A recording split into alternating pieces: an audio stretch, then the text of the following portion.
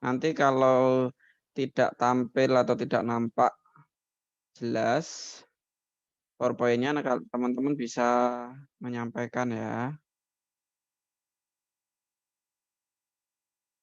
Oke, jelas ya. Mandi wajib dan sunnah. Bisa terlihat jelas ya. Jelas, Pak. Jelas, Pak. Oke, baik. Kita mulai tentang pembelajaran materi kita malam hari ini. Malam-malam kita bahas mandi wajib dan sunnah. Artinya ini mandi wajib dan mandi sunnah gitu ya. Jadi mandi itu ada dua pada dasar hukumnya. Ada mandi wajib, ada mandi sunnah. Kapan kita diwajibkan dan kapan kita disunahkan? Nah ini juga berbeda-beda. Ada kalanya kita diwajibkan, ada kalanya kita disunahkan. Oke, kita masuk ke definisi terlebih dahulu. Yang pertama, tentang dasar daripada mandi itu sendiri. Dasar daripada mandi itu sini adalah firman Allah Subhanahu wa taala dalam Al-Qur'an surat Al-Baqarah, yakni ayat 222. Siapa yang mau baca? Coba saya mau tahu bacaan Quran teman-teman. Apa ada sukarelawan? Sukarelawan enggak?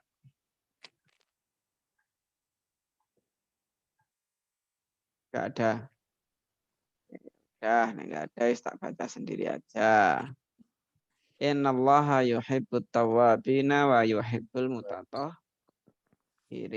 Bahasanya sesungguhnya Allah itu menyukai orang-orang yang taubat dan menyukai orang-orang yang mensucikan diri. Ya, ini dasar daripada hukum mandi. Nah, maka kalau kamu ingin dicintai oleh Allah, ingin disukai oleh Allah, ingin disayang oleh Allah, maka bersucilah. Bersuci itu dengan cara apa? Ya mandi, ya wudhu, ya bersih-bersih. Orang yang bersih itu dicintai oleh Allah. Saya tuh bersih sekali Ustaz, sampai dompet-dompetnya juga ikut bersih, nggak ada isinya. Nah itu ya nggak dicintai Allah itu namanya. Bersih itu maksudnya ya badannya bersih, rumahnya bersih, kos-kosannya bersih. Lah ini kalau kos-kosan bersih ini saya Ustaz. Karena di kos-kosan saya nggak ada apa-apa. Kasur nggak ada, lemari nggak ada, kursi nggak ada. Bersih total. Itulah. Ini dasar hadisnya. Selanjutnya ada firman Allah Subhanahu wa taala dalam Al-Qur'an surat An-Nisa yang menyatakan wala junuban illa abiri sabilin hatta tagtasilu. Artinya wala junuban illa, janganlah menghampiri masjid sedang kalian dalam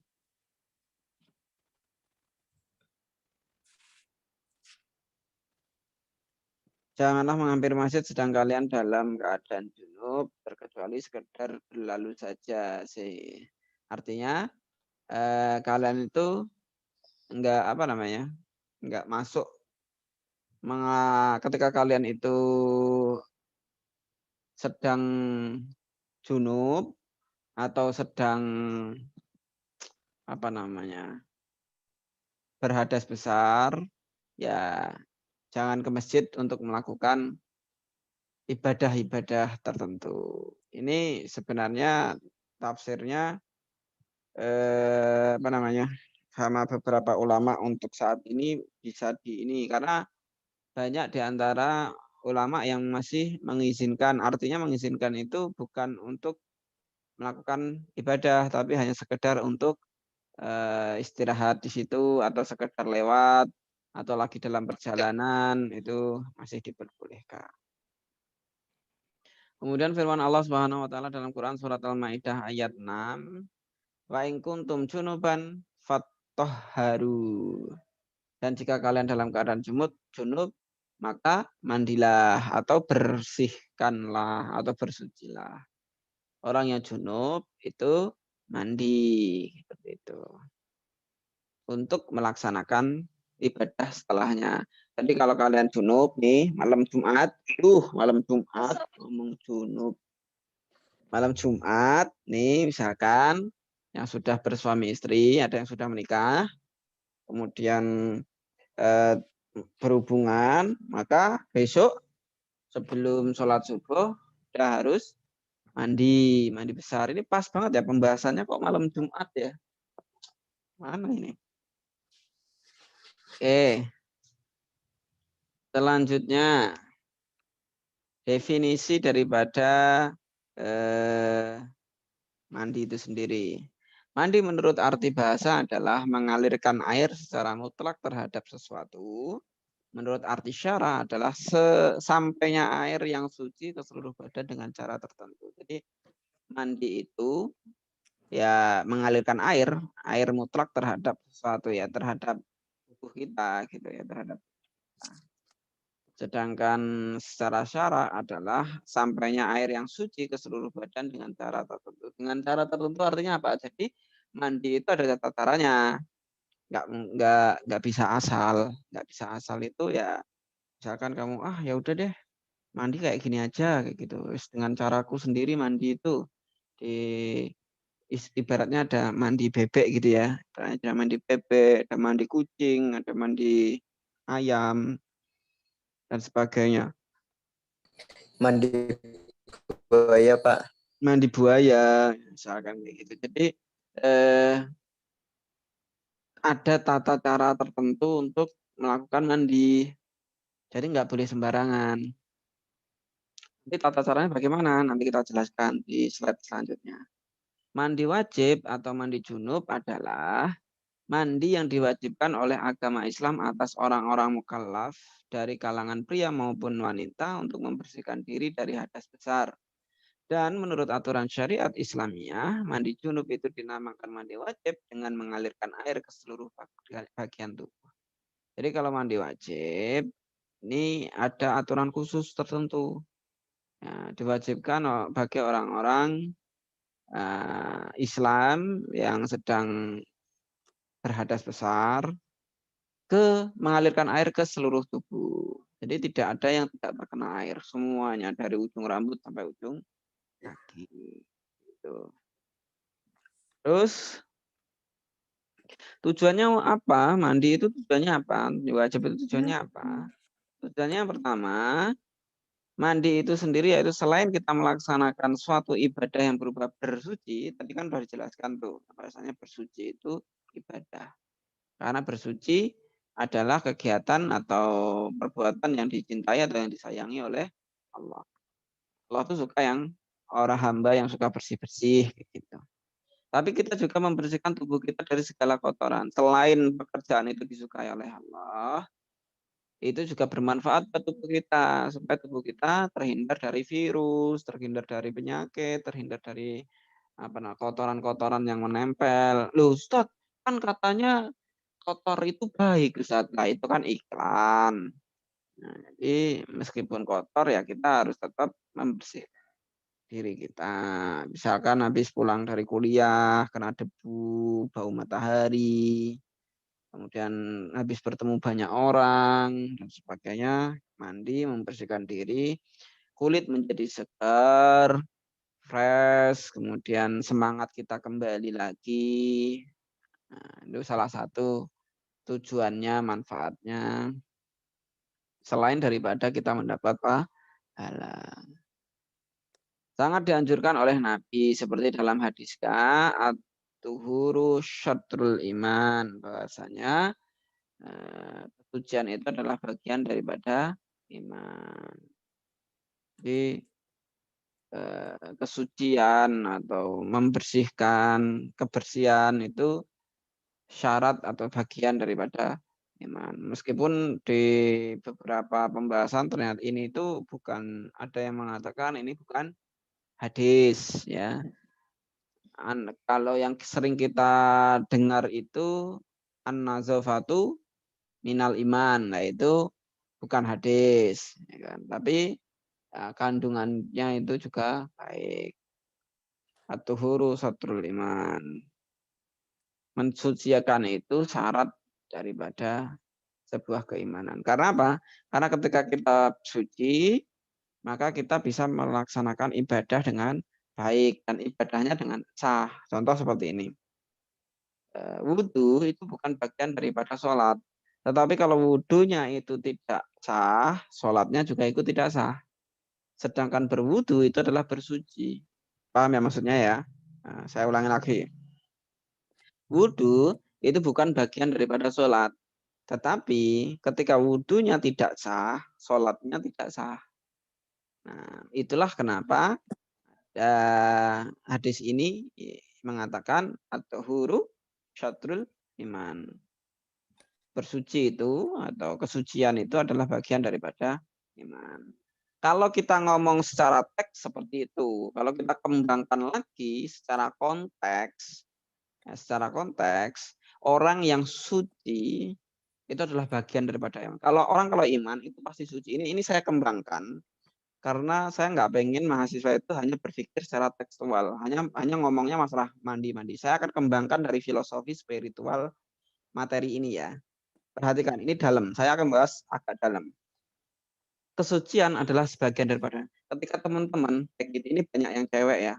Ketika teman-teman cewek kok menjaga kesuciannya, maka teman-teman itu sedang menjaga sebagian atau syarat daripada keimanan itu sendiri. Ini dalam ini, pahami. Yang cowok juga, cowok menjaga kesuciannya, ya, maka dia juga sedang menjaga keimanannya. Nah, maka kesuciannya dijaga benar-benar. Jangan mau kesuciannya dibagi-bagi. Cantik sih, tapi rela dibagi-bagi. Nah, jadi ini penting ya, ini penting saya sampaikan mengingat pergaulan remaja saat ini, luar biasa.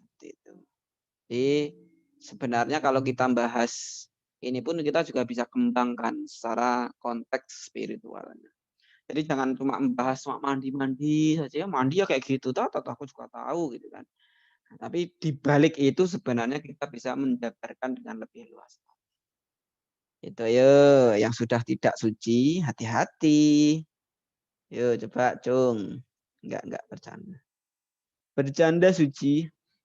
Penyebab mandi wajib. Kenapa kok mandi wajib itu? Yang pertama bertemu dua kelamin, jima. Ya ini salah, banyak yang salah ya. Banyak yang ngomong kayak gini. Menurut jima ulama bukan. Bukan jima ulama itu salah. Menurut ijtima ulama. Beda ya ijtima dengan jima.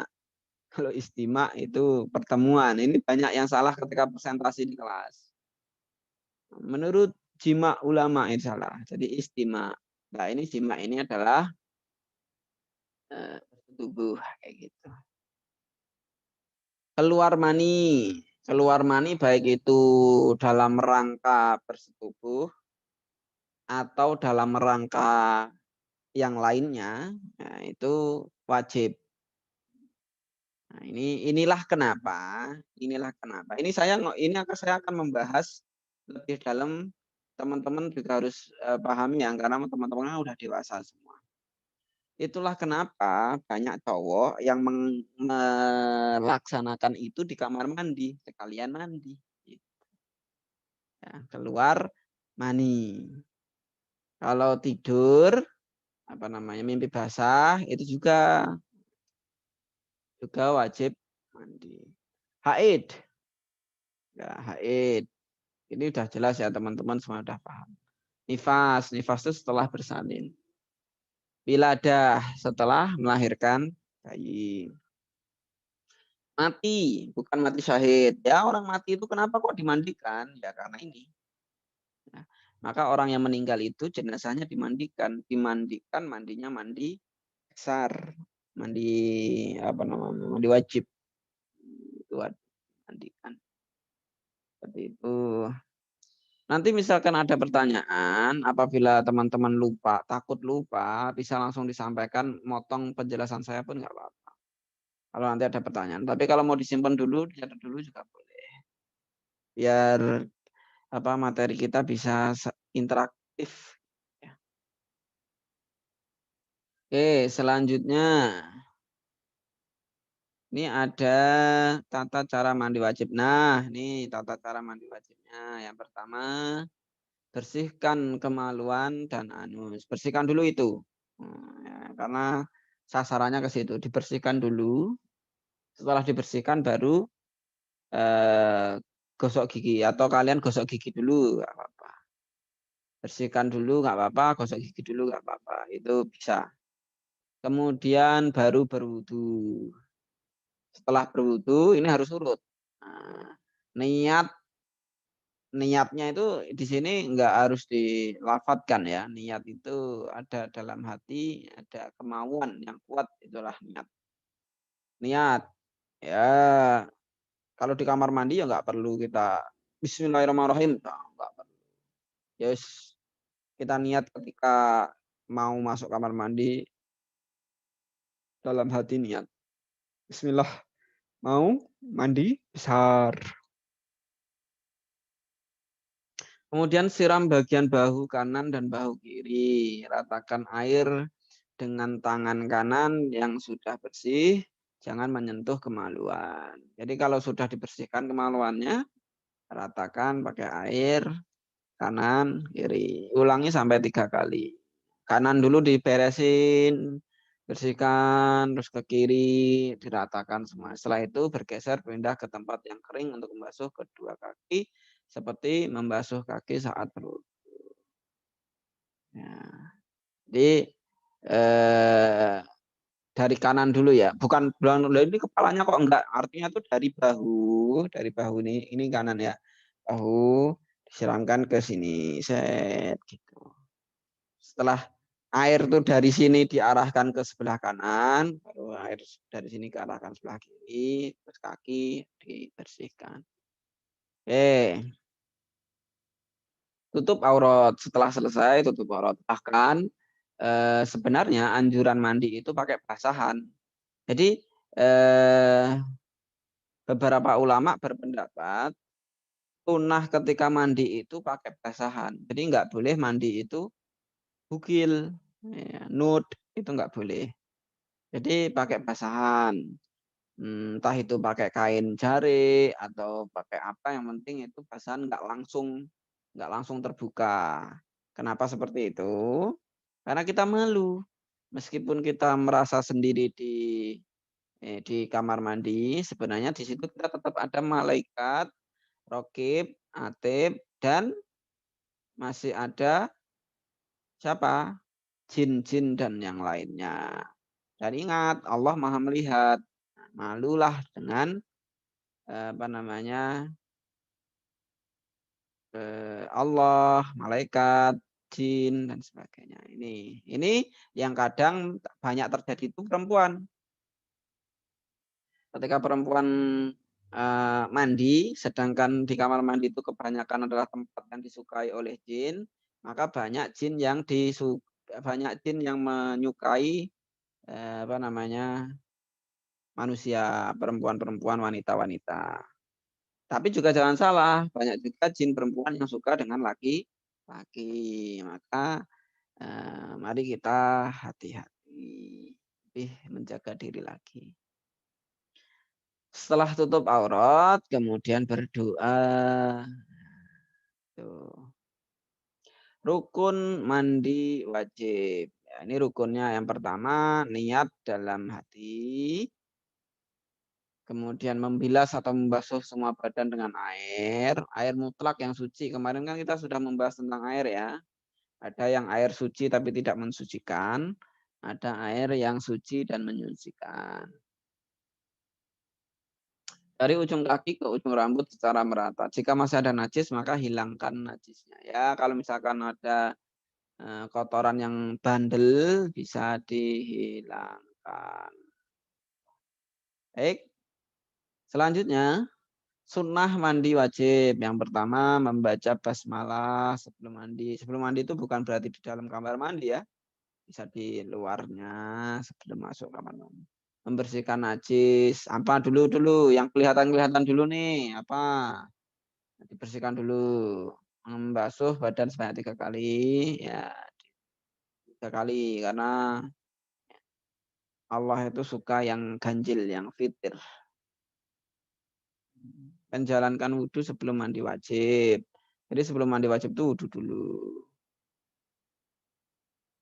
Wudhunya gimana? Sama enggak? Ya sama. Untuk mandi wajib sesudah membasuh kepala selain dengan mandi wajib, setelah mandi maka ditutup dengan membasuh kedua kaki untuk menyempurnakan wudhu. Mandi menghadap kiblat. Ya, lihat kiblat mana, mandi. Mengutamakan badan sebelah kanan dibanding dengan sebelah kiri. Mengutamakan artinya mendahulukan. Bukan terus yang penting yang kanan bersih, yang kiri kotor enggak apa-apa. Enggak, maksudnya itu mendahulukan. Membaca doa setelah wudhu, setelah dilakukan sekaligus dalam satu waktu. Jadi ini nggak bisa dicicil ya, nggak bisa dicicil. Wudhu dulu deh, mandinya nanti dulu, nggak bisa. Jadi sekali langsung rentetannya itu dilakukan dalam sekali waktu maksudnya. Disunahkan mandi. Siapa aja yang hukumnya sunnah mandi? Yang pertama ada orang yang baru masuk Islam, mu'alaf, orang baru masuk Islam mandi besar. Orang yang baru sembuh dari penyakit gila, untuk menghadiri sholat Jumat. Besok sholat Jumat kan? Nih, untuk sholat Jumat, cowok-cowok mandi. Sunnah hukumnya. Untuk menghadiri sholat Idaini. Idaini itu ya sholat Idul Fitri dan sholat Idul Adha. Untuk menghadiri sholat istisqa. Istisqa itu sholat minta hujan. Setelah memandikan mayit. Setelah kita bertaksiah, ada kerabat kita yang meninggal. Nanti di akhir materi pertemuan keempat nanti ada apa aja yang kita lakukan bagi mayit gitu, jenazah. Dulu biasanya kita praktekkan karena di asrama itu ada kain kafan. Biasanya saya akan tunjuk satu orang untuk membuat dikafani kayak gitu. Kalau cewek bagaimana mengafaninya, kalau cowok bagaimana mengafani. Tapi karena kita pembelajarannya online, jadi ya sudah nanti saya sampaikan teori saja ya. Oke, selanjutnya setelah mandikan mayat dia waktu akan berihram, masuk negeri Mekah, wukuf di Padang Arafah, bermalam di Muzdalifah, melempar jumroh, akan tawaf dan sa'i, akan masuk negeri Madinah. Ini sunah-sunahnya. Sunnah melakukan mandi. Jadi kalau mau masuk kelas itu enggak mandi itu karena lo kamu kuliah kok enggak mandi. Ya karena itu enggak sunnah. Sunnahnya mandinya itu mau sholat Jumat. Tapi jangan dijadikan dalil ya, jangan dijadikan dalil terus kalian malas mandi. Ingat konsep dasar pertamanya, innallaha yuhibbut tawwabina wa yuhibbul mutatahhirin. Mandi bagi yang sakit. Nah, kalau sakit gimana, Ustaz? Kalau sakit kan nggak boleh mandi. Allah berfirman dalam Quran surat Al-Maidah ayat 6 yang artinya, hai orang-orang yang beriman, apabila kamu hendak mengerjakan sholat maka berwudulah, basuhlah mukamu dan tanganmu sampai siku dan usaplah kepalamu dan basuh mukamu sampai kedua mata kaki ilal marafiq. Dan jika kamu junub, maka mandilah. Dan jika kamu sakit atau dalam perjalanan atau kembali dari tempat buang air atau berhubungan badan dengan wanita, lalu kamu tidak mendapatkan air, nih poinnya.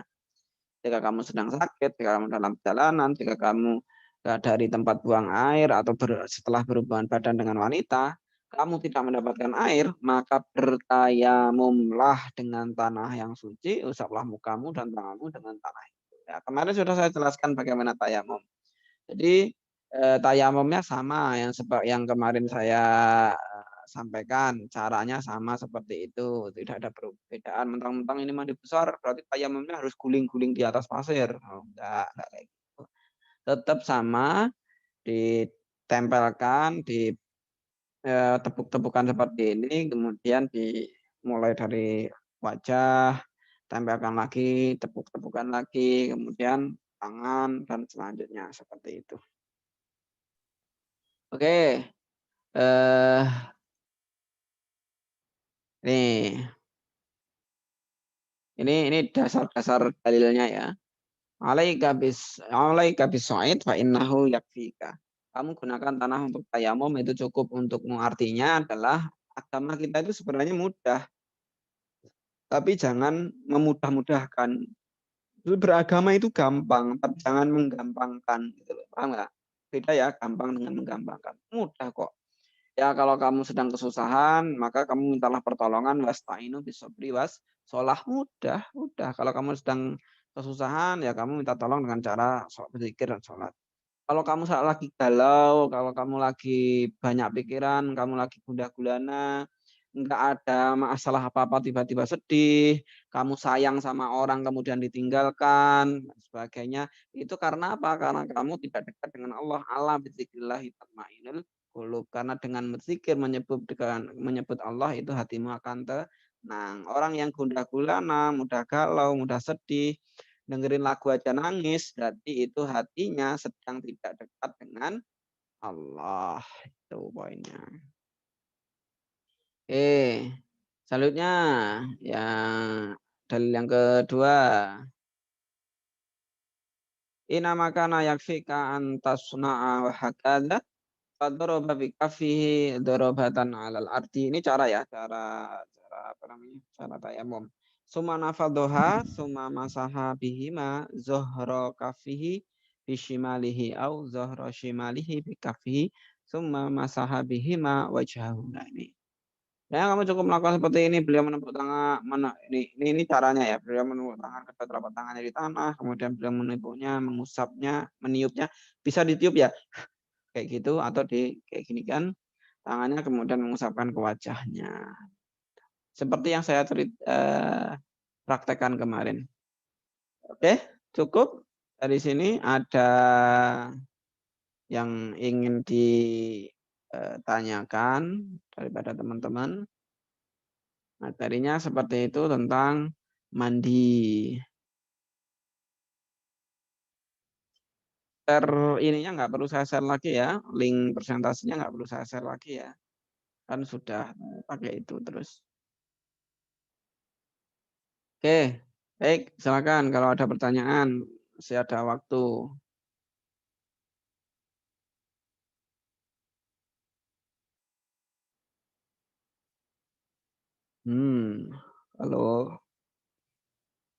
Kalau disuruh bertanya pada anteng.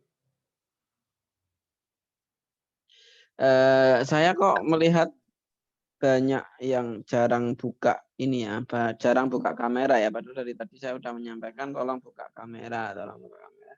Tapi masih jarang sekali yang buka kamera. Nah, nanti kalau memang dirasa perlu, saya akan minta satu asisten untuk mencatat siapa yang buka kamera, kita tulis hadir.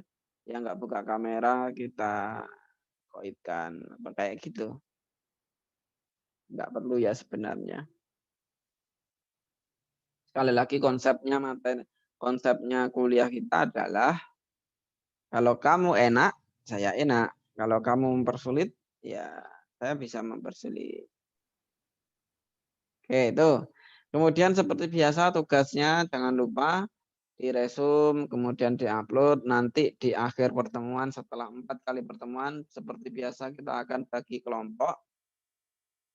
Kita akan bagi kelompok untuk membuat pertanyaan. Dulu satu orang bikin satu pertanyaan tapi berbeda gitu ya. Nanti saya siapkan ininya, saya siapkan atau kayak kemarin aja deh, dibikin kayak kemarin aja, dibikin kayak semester kemarin semester 1. Ini semester berapa ini kalian? Semester 3 apa semester 4?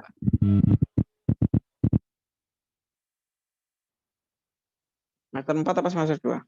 2, Pak. Ya, 2, Pak. 2, ya udah nanti Pak. bikin kayak semester 1 kemarin. Bikin soal satu orang harus berbeda. Ada 4 pembahasan, 4 materi, nanti bisa dibagi kelas apa, bagiannya apa, kelas apa, bagiannya apa. Gak ada pertanyaan? Ada chatnya nggak sih? Nggak ada yang ngechat juga.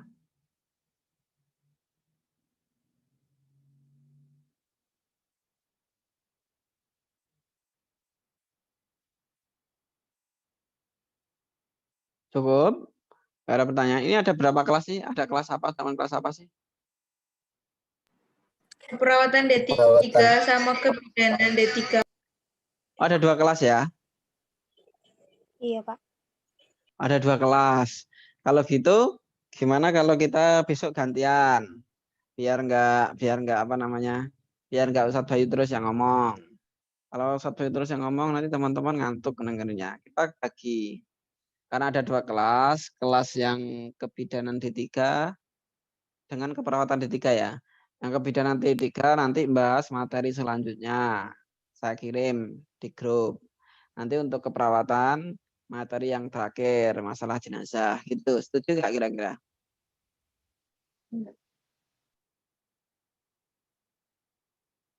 Nggak ada yang jawab. Ya berarti setuju ya. Jadi kayak gitu. Ya maksudnya ini nggak susah lah orang satu materi dipakai dibahas apa? Disampaikan oleh satu kelas gitu kan, disampaikan satu kelas, nanti bikin makalah satu kelas bikin makalah, bikin PowerPoint, terus disampaikan biar nggak monoton Ustadz Bayu aja yang ngomong itu ya. Terus nanti kelas selanjutnya kelas apa, keperawatan D3 ada berapa anak? 47, Pak. Ada 47. Lah ini yang di asrama 47 semuanya. Ketambahan semester 6, Pak. Ketambahan semester 6. Iya. Gimana itu maksudnya? Saya nggak paham.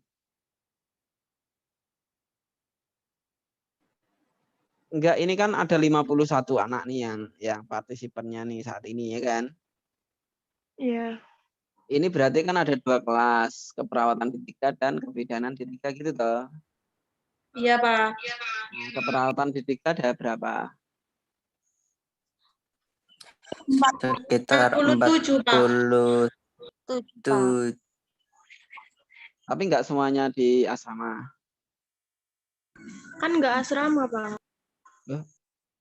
Oh, enggak asrama. Kok ini Di yang ikut? rumah masing-masing, Pak. Ya. Di rumah. Apa? Maksudnya enggak ikut ma'had. Nah, ini yang ikut ma'had kok sedikit. Kalau cuma satu kelas aja sampai 47, berarti ini enggak semuanya masuk dong ya. Ada yang mati lampu katanya, Pak. Yang mati lampu kan cuma berapa orang loh tadi. Berapa orang tadi yang ada? Seperti mati lampu. Apa yang mati lampu tadi? Aku membaca cuma 2 orang. Masa 2 orang aja sampai ada separuhnya. Ya wis, pokoknya gitu, saya tanya sama kalian setuju apa enggak?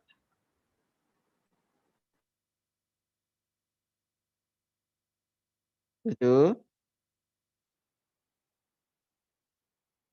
Iya, Pak. Oke, baik. Saya sih yes, Pak. Oke, saya sih yes katanya. Alhamdulillah kalau udah yes. Baik gitu ya, nanti dibagi aja materinya apa. Saya kirim di WA group. Sederhana aja, bikin kayak gini tadi loh. Yang penting pengertian, definisi, dalilnya harus ada. Kamu melakukan ini dalilnya seperti apa? Melakukan seperti itu dalilnya seperti apa? Boleh. Ah, lebih bagus lagi, eh, misalkan nanti bisa dikembangkan lagi, itu lebih menarik seperti ini. Nanti ada yang mempresentasikan, ada yang membuat makalah, ada yang mempresentasikan, membuat PowerPoint, kemudian ada yang membuat video prakteknya. Karena yang 2 materi terakhir ini, satunya sholat, satunya perawatan jenazah. Nah, nanti bisa dibikin videonya, sholat yang sesuai dengan sholat sesuai dengan himpunan putusan tarjih Muhammadiyah. Sholat sesuai dengan Muhammadiyah itu seperti apa? Apakah pakai usolli fardhu zuhri, apa pakai itu atau enggak? Terus bagaimana posisi tangannya, apakah di sini, apakah di dada seperti ini, apakah seperti ini? Nah, bisa dibuatkan videonya. Jadi nanti buat buat makalah, buat PowerPoint, buat video untuk dilihat seperti itu kan. Nanti video bisa dikirimkan ke saya atau ditampilkan di sini, dikirimkan ke saya sebagai tugas tambahan untuk menambahkan nilai. Tuh, untuk tambahan nilai. Nanti si kelompok selanjutnya juga seperti itu, bikin makalah, bikin PowerPoint, dan bikin video cara sholat jenazah, video cara mengkafani jenazah, video cara memandikan, enggak usah deh, memandikan enggak usah. Mengkafani sama mensolati saja. Nah, tuh. Gimana? Setuju ya? Oke, alhamdulillah. Saya pengen lihat kekreatifan kalian. Presentasinya seperti apa, biar enggak Ustadz Bayu aja yang ngomong. Nanti kalau ada yang perlu saya tambahi, yang perlu Ustadz Bayu komentari, nanti saya akan revisi ketika materi kayak gini. Dan saya akan lihat juga, oh enggak itu perlu diperbaiki yang ini perlu diperbaiki gini gitu. Nanti saya komentari. Biar lebih hidup. Baik, terima kasih teman-teman. Oh, ini ada pertanyaan. Ada chat. Assalamualaikum, waalaikumsalam. Saya Ambring Mujiarti dari Prodi Keperawatan Pendidikan. Izin bertanya, Pak. Oke. Apakah puasa sunnah harus mandi wajib dahulu? Enggak ada. Ya, puasa sunnah tidak harus mandi wajib. Enggak. Kecuali nih. Puasa sunnah malamnya kamu habis berhubungan badan. Nah, misalkan kamu udah menikah. Malamnya kamu habis berhubungan badan, malam Senin gitu kan, atau malam Kamis. Kemudian di hari Kamisnya atau hari Seninnya kamu mau puasa sunnah, Senin Kamis. Nah, itu ya kalian harus mandi dulu, mandi wajib. Mandi wajibnya bukan karena mau puasa sunnah, tetapi karena telah apa tadi? Junub atau berhubungan. Kayak gitu ya, Mbak Ambring. Mbak Ambring mana Mbak Ambring? Ada lagi pertanyaan? Kalau malu untuk menyampaikan bisa lewat chat juga bisa.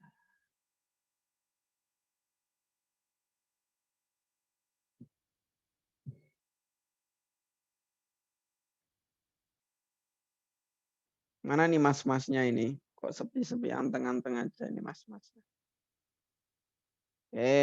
Baik, kalau memang sudah enggak ada yang tanya, kita tunggu 2 menit lagi biar cukup sampai jam 20.30. Nah,